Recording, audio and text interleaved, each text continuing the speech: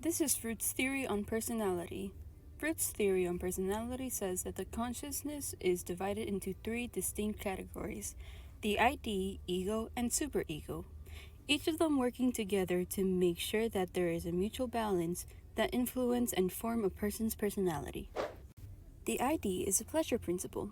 It is sought to divide a person's desires, wants, and needs, usually depicted as aggressive for its demands of satisfaction. The ego is the reality principle. Like a judge, it helps decide to act or reject the demands of the ID. It can fluctuate between the conscious and unconscious mind, reforming the desires of the ID to translate them into the real world in a way that is acceptable and help us understand at what time these acts or desires are appropriate. The superego is the morality principle, the last to develop. The superego is present throughout all parts of the consciousness. It is sought to help make judgments on what you have learned from people around you and help adjust to the society's rules, like knowing what is taboo and what is acceptable. It is also responsible for guilt. Now that we know the responsibility of each of the components of the personality, let's ask, what happens when these principles are imbalanced?